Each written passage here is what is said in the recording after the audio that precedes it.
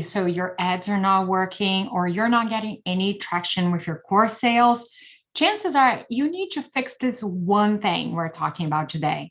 Welcome to the channel. I'm Roberta West, and I help digital entrepreneurs like you create six-figure funnels that run in autopilot.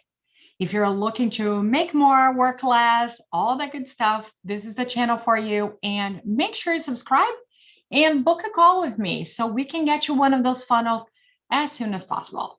Now, I invited my mentor, Brandon Lucero, to talk about messaging and how to crush it.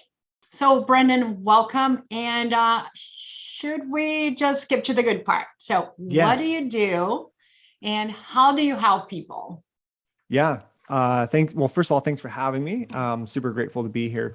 So what I do is help people with messaging. And I think nowadays people kind of understand what messaging is, but I also know there's still a lot of people that don't totally understand what that is. So basically, what we do is we help people create really engaging content that gets really fast traction, but also creates demand for the product. However, we look at content a little bit differently. We look at content as a vehicle that delivers a message.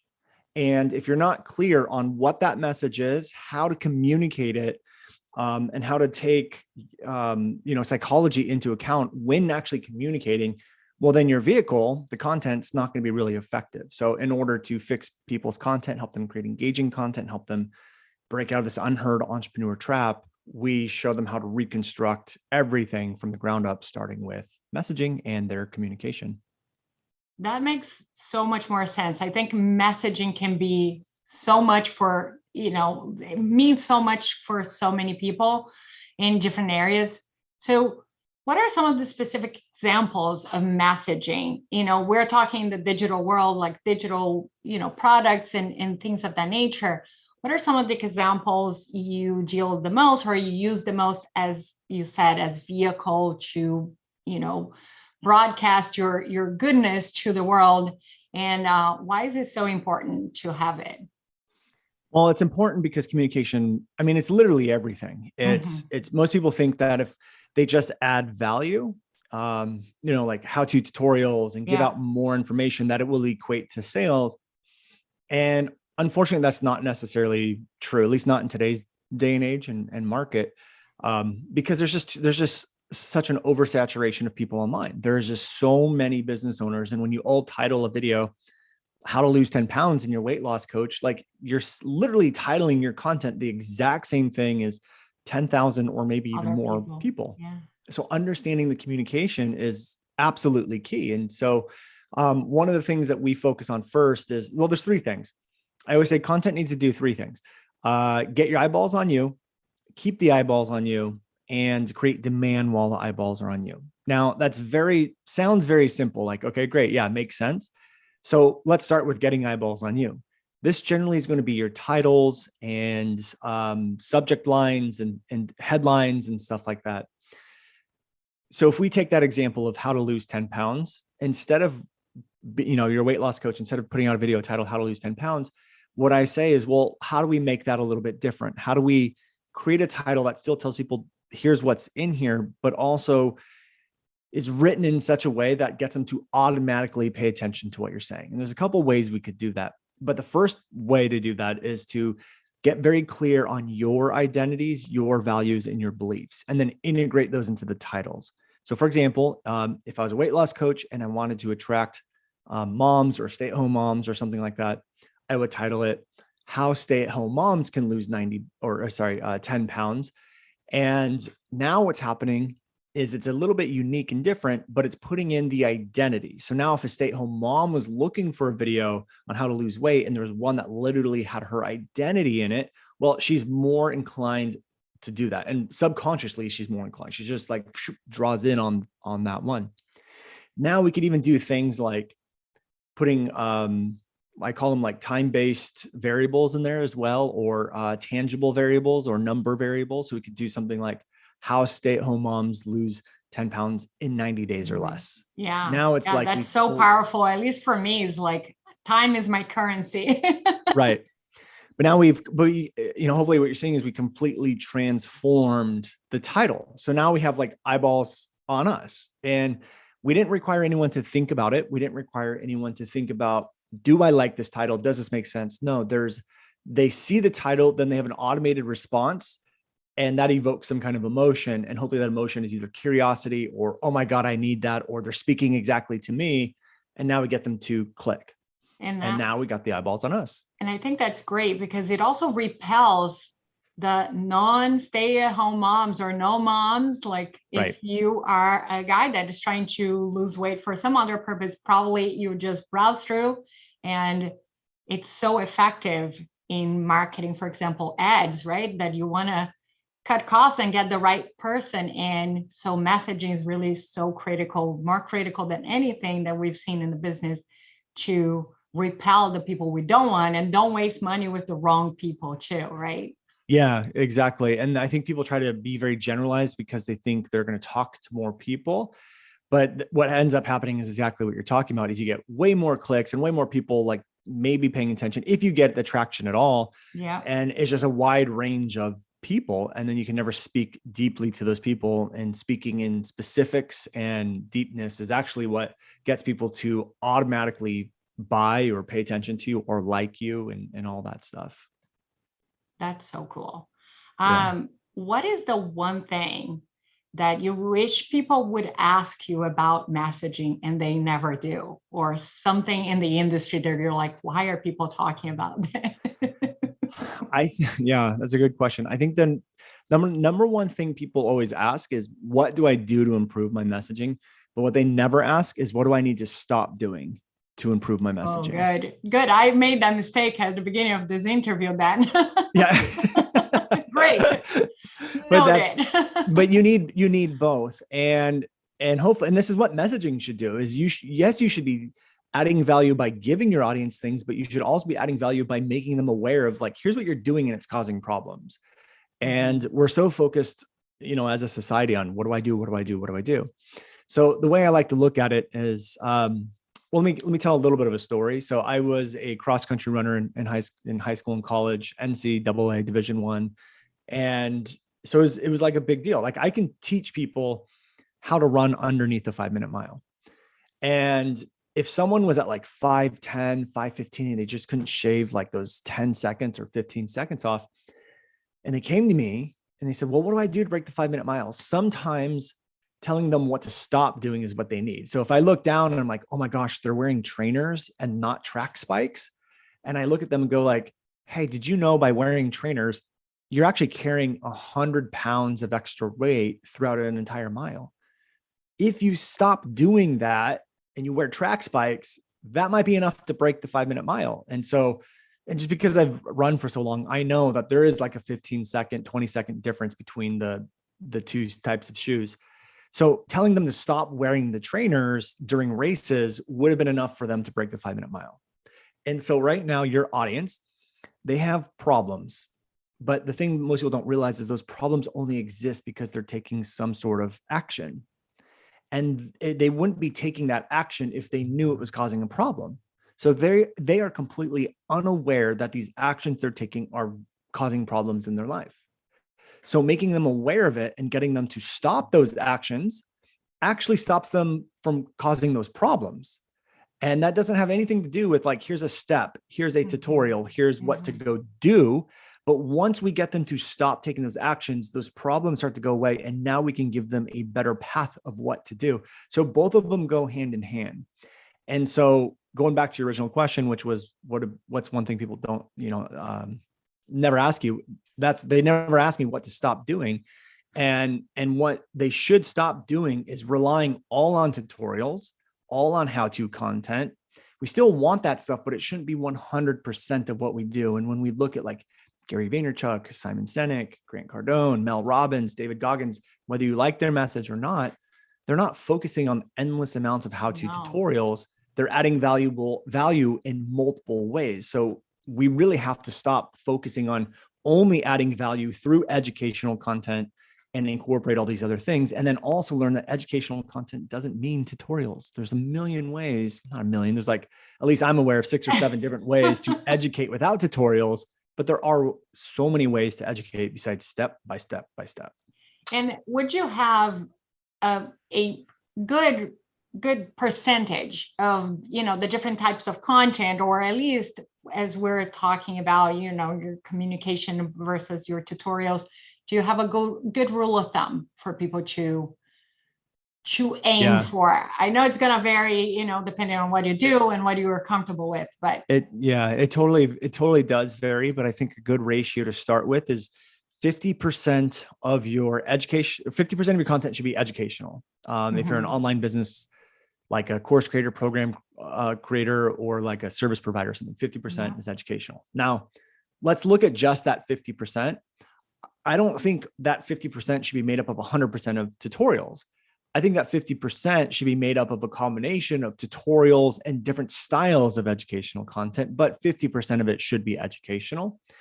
Then there's two other types of content I always recommend, which are something I call thought reversals and connection content. I believe we should start with 25 thought reversal and 25% connection. So that way that it totals up 100. And then you just want to see how it goes. The thought reversals tend to be very polarizing. They're kind of like going against the grain a little bit, but they're basically helping people realize that this action they're taking or this norm that they thought was the right way is actually causing a problem. So it's very perspective shifting style of content. We don't want to do that 100% of the time because people don't want their perspective shifted all the time. All the time. Yeah, it gets real old real quick. Plus, some industries are great with thought reversal content and some aren't. Yeah. And so like, if you're in an industry that just does, it's like a dinosaur, like it just has seen very little change in a long period of time, you might want to go a little bit less with the thought reversal. But connection content is another style of content. This doesn't really have anything to do with what it is you teach per se, but it has everything to do with connecting with your audience. And most people will look at that and go like, oh, he's talking about motivational or inspirational videos. And I'm like, no, that's not. Yes, they could be, but that's not what they are. They are videos that are based off of your deeper purpose or your beliefs that your audience will also have, that you want to get them to rally behind. So for example, I help people with messaging, but really at the end of the day, my deeper purpose is to break down society norms that cause suffering in people's lives. And I just use messaging as a tool to do that. But when I talk about entrepreneurs end suffering, entrepreneurs create change, that message has nothing to do with messaging or content, but has everything to do with connecting with the people who need messaging and content. And so we have all three styles of content that, when done properly, will create demand, build the know, like, and trust, position you as a thought leader instead of an expert, and gets this effect going on where people just want to work with you because they love what you're saying. It's different and they like you basically as a person as well. That's fantastic. And, thought reversals was the first major aha I had with your program and your mentorship, because, I'm in an industry, course creators kind of like had this boom a few years ago and it got saturated so quickly. And that's the way I kind of flipped the switch on a lot of people, which was with a big thought reversal. It's like, well, just go there and launch, like, getting it all ready. Even though it started with planning, I used that in one of my most successful ads and was such a revelation for me. So like, thank you for clarifying this. I don't think I've heard before anybody saying like thought reversal is a content, it's a category that you should be focusing on doing. And some people just do it naturally, right? Like they have that kind of, and for me, it wasn't like, it's just not my personality to be challenging people's concepts for like, I'm less combative, I guess, or less engaged that way.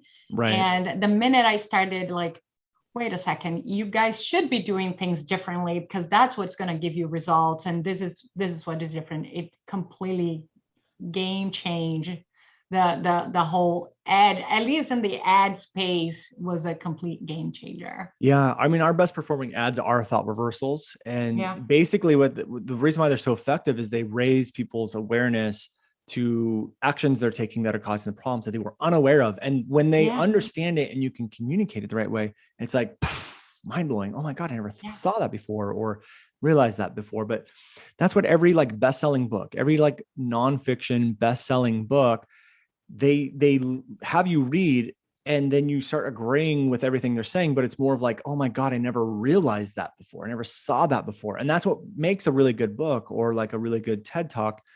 And I think one of the things that people need to realize is that when we go and teach, like if you have a better way of doing something, you have a really good philosophy or methodology or process to giving someone a transformation, most people just want to teach what it is. But the problem is if they're still stuck in the old way of operating, the old way, and they're not ready for the new way, you're basically going to have a conflict of beliefs because they're operating underneath this idea of, nope, this is the right way. This is what I should be doing. And you're like saying, no, this is better. But now you have a butting of heads. And a lot of that's happening subconsciously. Like they just tune you out. And that's what's happening to a lot of people is they just get tuned out. And so what thought reversals allow you to do is meet them where they're at and go like, okay, great. I know that this is what you've been doing. This is the current way. This is the old way. This is the way it's been around for a long time. But now I'm going to show you some flaws in that. So we use our messaging or communication, be like, here's some flaws that you may not have realized. And here's some examples of people that are at the top that aren't doing what you're doing. Aren't you curious about what they're doing? Yeah. And then now you start to poke holes in it. And now they let go of that belief and they go, oh, I never saw that before. And now you can move them to the solution, which is yours. And they go, oh, that makes so much sense. And that doesn't require people to think either. They just automatically go through that process. And it's an instant credibility. Like when you know, in the right way, shed light to something that they didn't know or that other people are not putting a light on, it just gives you this credibility, like you're in to help me do something, right? Like this is what I felt people felt about me, saying things in a more straightforward or like nuances that people were not catching on. Right. And it just gave me instant credibility, meaning like she knows a better, like she's giving me a little insight that I wouldn't have otherwise. Yeah, exactly. You're the one that just shifted their perspective. So if they realize now, like, oh my gosh, this isn't the best way, like, are they going to go search out someone else to teach them a better way? Or are they going to sit there and listen to, they're going to sit there and listen to you. Yeah. And, you know, if you can find counterexamples to help you with that process, it's even better. It brings more social proof, you know, to kind of go off of what you were just saying. So for example, if I'll just give an example of a thought reversal, so just to make sure everyone kind of understands what this is. So for me, one of the things that I've realized that people were doing was that they focused like 70% or more of their content on how-to educational content. And because they thought that's how they should be adding value and the best way to grow a business online. I'm recognizing that's not in today's market. It's usually not for most people. That's not the case. We don't want to be doing that. So what I say is like how-to content is one of the worst ways to build a business online.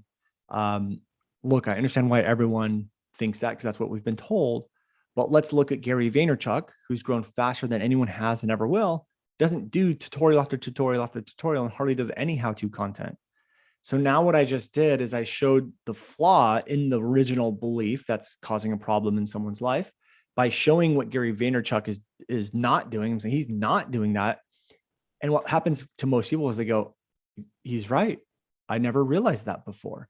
And then I just pretty well for Gary V. So yeah. And I just go, and then the next thing is I just go, so what does Gary do? He's doing things like thought reversals and focusing on his beliefs and his identities. Let me show you how to do that.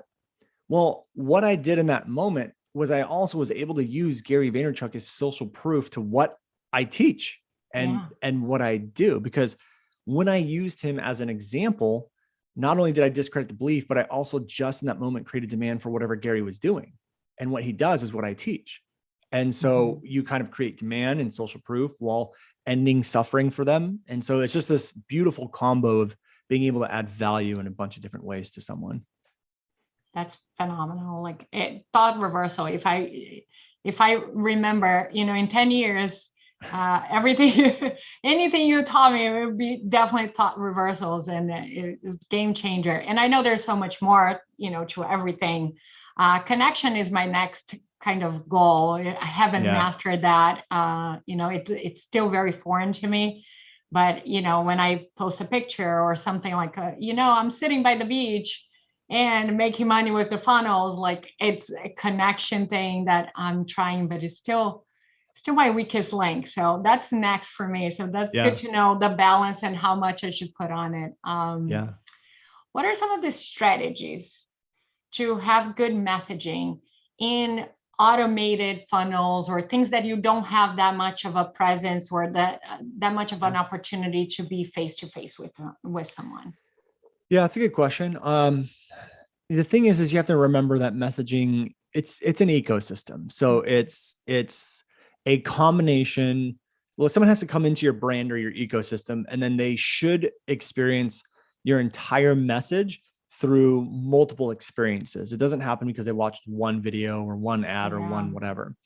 So that means that every element within your brand, so opt-in pages, emails, ads, sales mechanisms, content, they all need to be consistent and be using the same messaging elements. And that's true with funnels. So when you want to create a funnel, it's just a continuation of the messaging that was working up front. And so what we like to do is we like to look at our messaging, and we like to test a lot of different things. We test how to say our message. So, with messaging, you need to know what you're saying, but you also need to know how to say it. There's multiple ways to say the same thing, and sometimes they land differently depending on how you're saying it. So what we do is we look at our upfront content as our testing ground. What's working? What's not working? Does this phrase work better? Does this one work better? Once we find something that's working really well, we use that theme for our funnel. And because it's already proven, right? We already know what works. We already know what headlines people are paying attention to. Yeah. Why not just do a webinar on the exact same topic? And so that's kind of step number one. Now, why I love this is because we get to avoid a disjointed funnel, which I think most people have. Most people they start with their webinar or something like that. Like, what am I going to create my webinar on? And then they just kind of make up a topic based on what they think the audience is going to want. Then they kind of write their email sequences. Then they kind of write an ad, or they have someone else write the ads, and then they put their content out and everything. But sometimes you have 5 people working on different parts of your funnel. Someone working on the webinar, someone working on the ads, someone writing the emails. And none of it was even based off of something that was proven that people actually are paying attention to. Yeah. And so you have a disjointed funnel where the messaging is just all over the place, and you're going phase by phase. You're like, okay, I'm at the opt-in phase. What do I need to do on the opt-in phase? Okay, now I got people to opt in. Now what do I do to get them to my webinar? And it's like, no, it should be one cohesive, consistent message all the way through. And so what we do is we go like, okay, great. This thought reversal titled how-to content is not how to grow an audience online. Like, that's doing really well. So why don't we do a webinar titled how to create engaging content without relying on endless amounts of how-to content? So it's relatively the same. It's still within the same topic and the same theme that we know works. And then it's just a continuation of our best performing video. And then during that process, I start dropping and letting them know we have a program. I'm only going to help you with this one piece. And we open up cart after that. But the reason why I love focusing on just one piece of content to kind of create our whole theme is that one piece of content will never encompass everything that we do inside of our program. Mm-hmm. So when we focus on just that one thing, we just taught them one thing out of 99 that they might need. And so it's a great way to be able to teach, but not teach them everything inside of your program. And it keeps messaging consistent. It keeps it very simple, and it's proven because we know it works from our data that we got from our content going out in the beginning. Does that make sense? It makes so much sense. And I don't think I've heard you say that this way. Yeah, so this is pretty good and very actionable, because, I tend to think of funnels from the sales page perspective, which, like it's kind of where you go. But even before that, if you're creating an offer and you're coming from zero, it makes so much sense to test those front end or like those, topics that you are talking in general and build it from it. I never thought about it, but I think it's another thought reversal. Like maybe I'm looking at this the wrong way. It kind of is. I mean, that process that I was talking about, like looking at actions and problems, that is one tool or one thing that I've done to go from, we were like negative 40, we had $40,000 worth of debt 4 years ago, and to a multi-million-dollar business is basically just looking at the market and going, what are the specific problems people are having? What actions are they doing right now that cause those problems? And let me make them aware of that. And So that's what we did. We looked at funnels, like what's going on inside of funnels or webinars that people are doing that's actually causing a problem they're unaware of.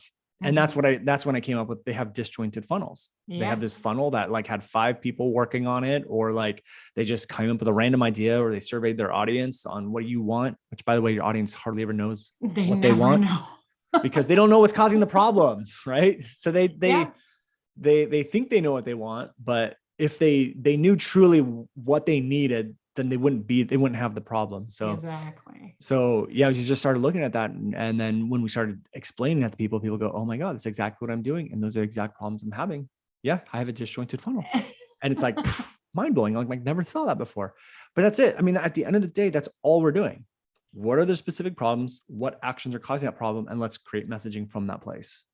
That's fantastic and very actionable. I mean, this is easy things that everybody could do, just test an idea, roll with it, modify, get your entire message on it. And it's already proven, like you said, you don't have to do the legwork and the sometimes costly work of testing, with ads or getting 200, 300 people through a funnel to discover that they don't want to talk about that. Yeah. So this has all been great, like very actionable things. And I really appreciate your thoughts on everything that we discussed so far. When is someone ready to learn more about messaging or to invest more into this world of messaging? Is there a right time, or what do you recommend? Now, here's the thing: is messaging and how you communicate. It's literally everything. And this is even outside of business. Most of the problems and the fights and disagreements and stuff like that, it literally comes down to a lack of good communication and a lack of ability to express emotions or to hear other people's perspectives or hear other people's emotions as well, or to validate people. Like that's all communication. Mm-hmm. And the example I always give is like, if I wanted my son to go clean his room, one way to communicate that would be, hey, William, go clean your room now and do it because I'm your dad. Or, hey, Superman cleans his room in 5 minutes. Can you beat Superman? 2 completely different communication styles with relatively the same message, which is the room needs to be clean, but one is way more likely to get the result we want. And that comes down to communication. And so we kind of are brought up in this online society where people think, okay, you need to add value and just give things away for free, and then people will buy. But if your communication is not great, you're not expressing the value, you're not speaking to their specific problems and pain points, then you're gonna have problems. And so right now, what's happening is people are selling this idea that you need a better vehicle. You need a better posting strategy. You need to go to this platform. You need to use this type of content, not this type of content. Is the type of funnel that matters. And I'm like, no, so we can put a funnel together in a few hours. Right. And so everybody would be a millionaire. Well, people go from like vehicle to vehicle to vehicle, and it doesn't matter. It literally doesn't matter. I've seen people be successful posting 1 time a week on just a podcast or every day on Instagram. Like I've seen it all. Yeah. I mean, we've worked with over 1,000 students. I've seen people be successful with all sorts of vehicles. So what happens is people get sold on this idea that they need a better vehicle, or the vehicle is the thing that will make the difference. But it's not. It's what you're saying within the vehicle. So we usually have people go out and try to run a business for a while, then they either plateau at some point or they never even take off at all. And then they come back to us and go, oh yeah, I needed messaging. I'm like, I know you needed messaging before you got started actually, but I'm glad you're here now. And this isn't, I'm not just saying that you need to let someone see for themselves, right? Because it's just, well, it goes back to just a lack of awareness. People just don't know because no one's really telling them that, like, hey, messaging is the core of everything. And so again, that goes back to, what I was saying is that it really is the thing you want to start now, whether you're just starting out or you've already been in business for a while and you are successful, but maybe you're plateaued. It is a thing that everyone needs now. And it's not something that ever stops. It's not like, okay, cool, my messaging's figured out, so now I'm good. It's like it's an involvement. You will find new ways of things that come up. You will find new ways of explaining things. if you continue to master your craft, you're going to continue discovering new things that people haven't discovered, which means you can teach things that people haven't taught before, which all goes back to your message and how your communication style. So it's one of these things that you should really start now, but it will be a lifelong journey as well. So true. I've been, through your programs for a while now, but every time, every month or every project that I take on, it has a new set of challenges that I'm like, I need to go back and revisit this. Like even the funnel is like, well, maybe I'm not looking at this with the most strategic, mindset. Thought reversals was one of the first things I tackled, but now I'm back into the conversational or relational, topics. So I see how this is a lifelong kind of journey for everybody to master communication. And I know you put so much effort into getting the newest, the brightest, like the latest stuff into your trainings as well. Yeah. So tell us a little bit more about your program and how can someone work with you if they want to know more about messaging, make more money, Yeah. communicate. Yeah. So we have a program called New Generation Mastery. And some people do know us for the program Video Forex Effect. This essentially is the Video Forex Effect 2.0. But what we've realized is that Video Forex Effect is focused on video, and this is much more than just video. And so what we really help you do is get to the core of what you should be saying, so you're not controlled by the external world. Like we look at Gary Vaynerchuk and Mel Robbins, they say exactly what they want to say. Like they're not serving their audience or bending to haters or they're very clear on, here is my message and here's what I'm here to say. So we want to get you clear on what that is. And then we want to get you clear on how to say it. Again, going back to the example with my son, how to say something is vital. Like you can have the best message in the world, but if you're not communicating it the right way with the right patterns, with the right process, then it's not going to land.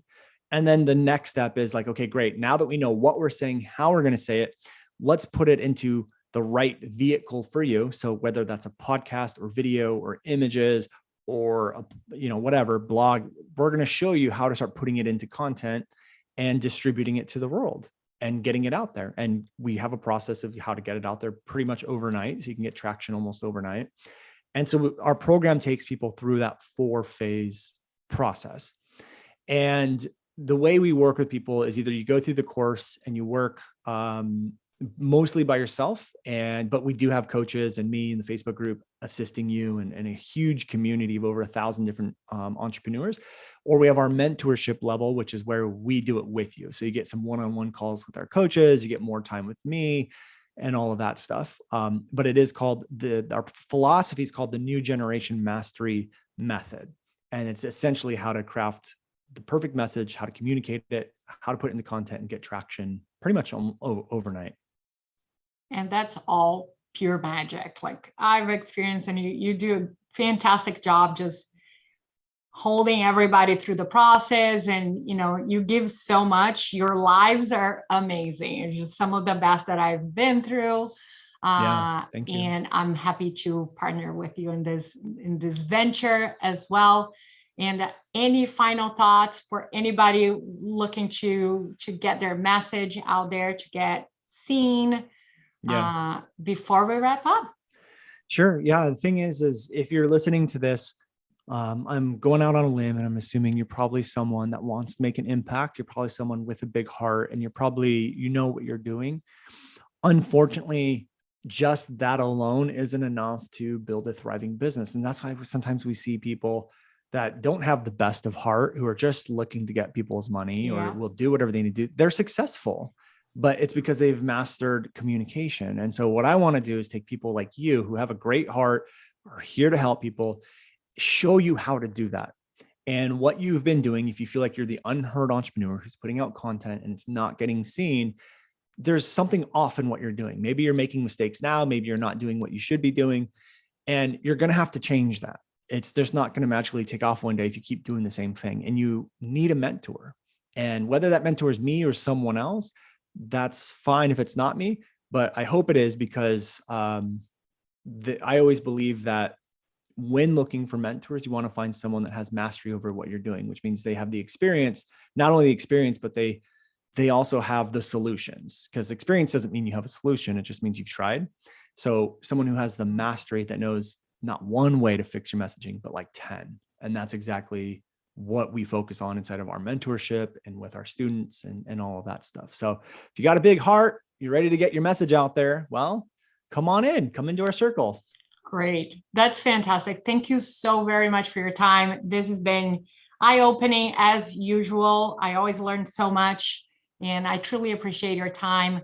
And yeah, let's get those big-hearted entrepreneurs into the program and into the world, I guess. Like, they need to be seen, right? There's a lot of good people out there that needs just that little sparkle to fly high. So I'm excited to see all the new faces inside the program. Me too. Thank you for having me on. It was great.